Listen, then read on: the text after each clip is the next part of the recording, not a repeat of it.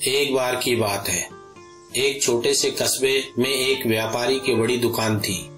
दुकान में शहर के लोगों के लिए आवश्यक अनाज, तेल, ब्रेड और अन्य खाद्य वस्तुएं थीं। दिन भर वहां ग्राहकों की भीड़ लगी रहती, लेकिन इस दुकान की एक बड़ी मुसीबत थी, चूहे। दुकान के नीचे चूहों की एक पूरी कॉलोनी रहती थी। चीकू, टीपू, मिट्ठू, गोलू, चटपटा, झुनझुन और ना जाने कौन कौन से चूहे।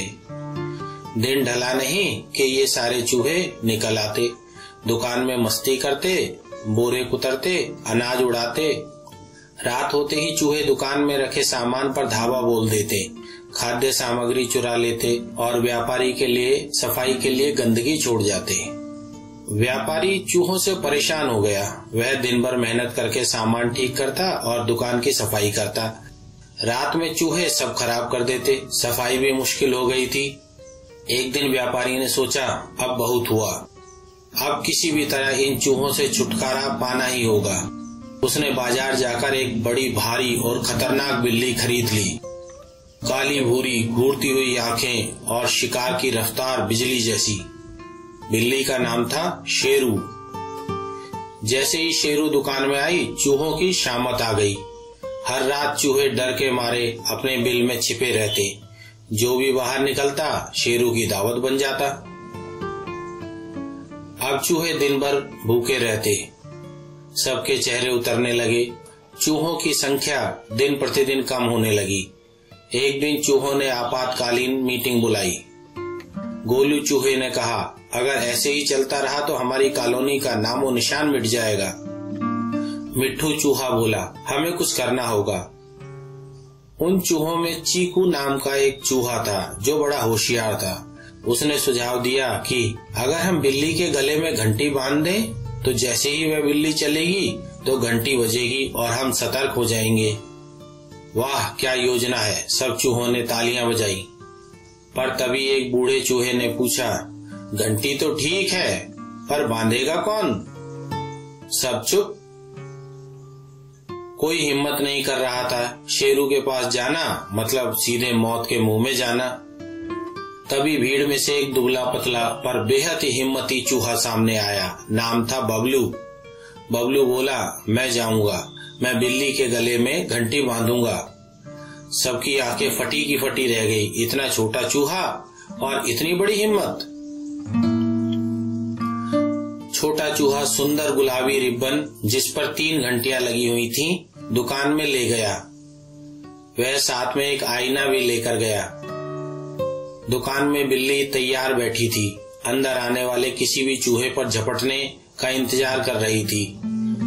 छोटा चूहा सीधा बिल्ली के पास गया जो स्टूल पर बैठी थी और अपनी मूछें संवार रही थी। चूहे को देखकर शेरू गुर्राई, कौन है तू जो खुद मेरे सामने आ गया है? बबलू चूहे ने हिम्मत दिखाई और मुस्कुराते हुए बोला, हे सुंदर बिल्ली रानी, मैं तुम्हारे लिए एक तोहफा लाया हूँ। ऐसा उपहार किसी ने नहीं दिया होगा। बिल्ली चौंकी, तोहफा? क्या है इसमें? उसने पूछा। बबलू बोला, एक ऐसा हार जिससे तुम्हारी सुंदरता और बढ़ेगी और तुम दुकान की रानी कहलाओगी। ऐसा कहकर उसने बिल्ली को सुंदर रिबन दिखाया। बिल्ली का अहंकार जाग उठा और उसने अहंकार में अपना गला आगे कर दिया। बबलू ने रिबन उसके गले में बांधा और बोला, देखो यह हार कितना सुंदर लग रहा है। बबलू चूहे ने बिल्ली को आईना भी दे दिया। बिल्ली को आईना बहुत पसंद था। वो खुद को सुंदर समझती और बार बार आईना देखती। रिबन पहनने के बाद बिल्ली आईने में खुद को देखने लगी। घंटियां छन छन कर रही थीं। उधर बबलू चूहा चुपके से निकल गया। अब जब भी बिल्ली दुकान में चलती, घंटी की छन छन आवाज आती।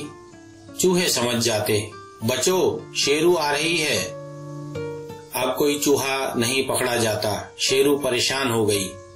भूख से बेहाल, गुस्से में दुकान के कोने कोने में घूमती, लेकिन कोई चूहा उसके पास फटकता तक नहीं।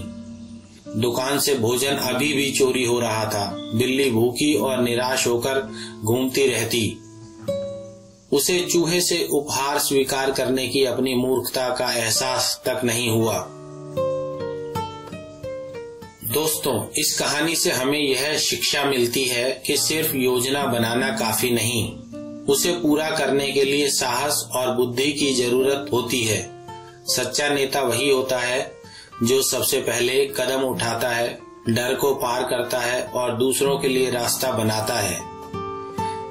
यदि हम किसी कार्य को करना चाहते हैं तो केवल उसकी योजना ही ना बनाते रहें, उसे पूरा करने के लिए कदम उठाएं, अपने साहस और बुद्धिमानी से योजना बनाकर उसे पूरा करें। तो दोस्तों, कैसी लगी हमारी ये कहानी?